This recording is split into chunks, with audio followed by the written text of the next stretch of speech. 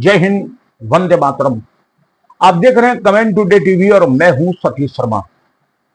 पहले अनिरुद्धाचार्य और अब महाराज प्रेमानंद जी, ये दोनों वृंदावन के संत हैं और दोनों अत्यधिक लोकप्रिय संत हैं। लाखों की भीड़ होती इनके पास, बड़ी बड़ी हस्तियां इनके पास आती हैं।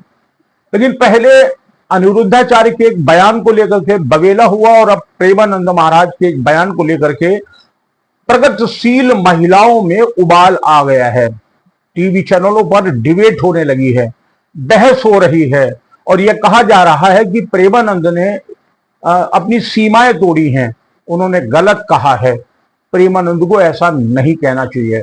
अनिरुद्धाचार्य पर तो पर्याप्त हमले इतने हो गए थे कि उनको टेलीविजन पर आकर माफी मांगनी पड़ी थी, सार्वजनिक माफी मांगी थी उन्होंने। लेकिन सवाल यहां एक उठता है कि क्या गलत अनिरुद्धाचार्य ने कहा या क्या गलत प्रेमानंद ने कहा। यह मुद्दा गंभीर है।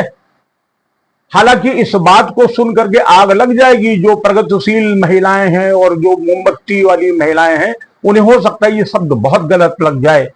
लेकिन सवाल आज समाज जिस स्थिति पर आकर खड़ा हो गया है और जो दशा भारत की महिलाओं की होने लगी है, उसका उत्तर किसके पास है। शादी के बाद चंद महीनों बाद विवाह का टूट जाना, पति पत्नी में तलाक हो जाना, या पत्नी द्वारा प्रेमी के लिए पति का कत्ल करके नीले ड्रम में भर देना, प्रेमी द्वारा प्रेमिका का कत्ल करके फ्रिज में रख देना, 36 टुकड़े करके जंगल में डालाना, और एक बाप जिसने बड़े अरमान से अपनी बेटी को पाला, सब कुछ दिया उसने अपनी बेटी को, लेकिन बाद में वही बाप रिवॉल्वर लेकर अपनी बेटी के 4 गोली मारकर मौत की घाट उतार देता है। ये यक्ष प्रश्न है, गंभीर सवाल हैं। क्या कभी समाज के वो लोग इन मुद्दों पर बोले हैं। प्रेमानंद की वो कौन सी बात थी जिसको लेकर के लोगों के तन बदन में आग लग गई और बिल्कुल भभक पड़े। हालांकि प्रेमानंद ने अपने मन से कुछ नहीं कहा, एक भक्त ने ही एक सवाल पूछा और जो भक्त का सवाल था प्रेमानंद का वही उत्तर था। प्रेमानंद से जो सवाल किया गया प्रेमानंद ने वही उत्तर दिया और ऐसा ही एक सवाल अनिरुद्धाचार्य से भी किया गया था। मुद्दा सिर्फ एक है, ये कथावाचक, ये संत, ये बाबा, ये महामंडलेश्वर, ये पीठाधीश्वर, ये शंकराचार्य, अगर कहीं उन्हें महसूस हो रहा है कि सनातन धर्म का ह्रास हो रहा है, सनातन धर्म में गिरावट आ रही है, चरित्र और नैतिकता नाम की चीज समाप्त हो रही है, संस्कार और संस्कृति मिट रही है, तो ये नहीं बोलेंगे तो फिर बोलेगा कौन। क्योंकि आज के बच्चे मां और पिता की सुनते नहीं हैं।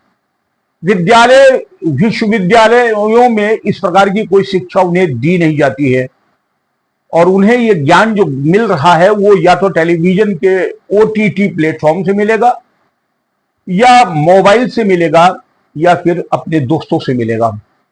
और ऐसे में वो अधकचरा ज्ञान उन्हें उन रास्तों पर ढकेल देता है जहां तबाही और बर्बादी के सिवा कुछ नहीं होता है। सनातन धर्म में तो तमाम सी लकीरें खींची गई हैं और जब जब मर्यादाओं की उन लकीरों को, उन सीमाओं को लांघा गया है, तब तब परिणाम बहुत ही भयावह हुआ है। यही बात प्रेमानंद कह रहे थे कि सीमाओं का अतिक्रमण न करें और यही बात अनिरुद्धाचार्य ने भी कहा था।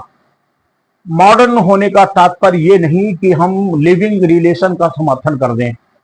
मॉडर्न होने का मतलब यह नहीं है कि वो माँ बाप जिन्होंने 20-25 वर्ष तक परवरिश करके अपना खून बहाकर हमें पाला पोसा, हम उनकी सारी उम्मीदों आकांक्षाओं पर आग लगा दें।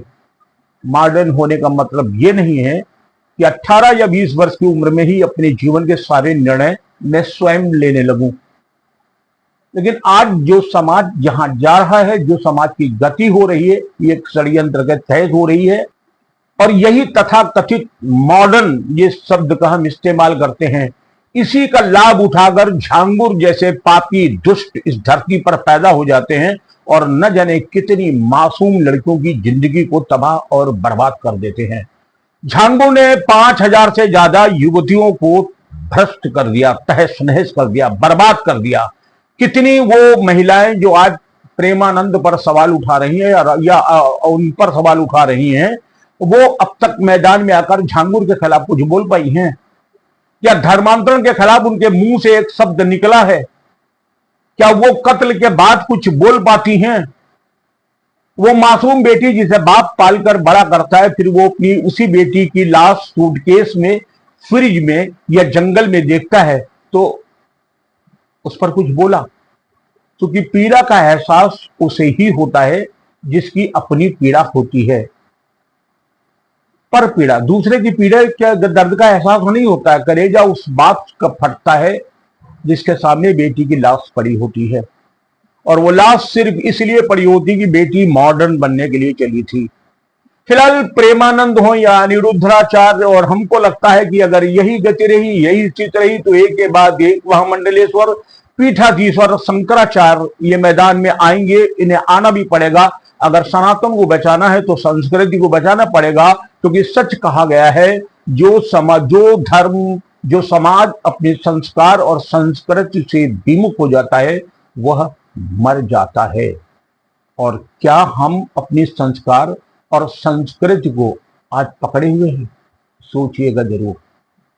अच्छा लगे तो और लोगों को ये कार्यक्रम भेजिएगा। जय हिंद।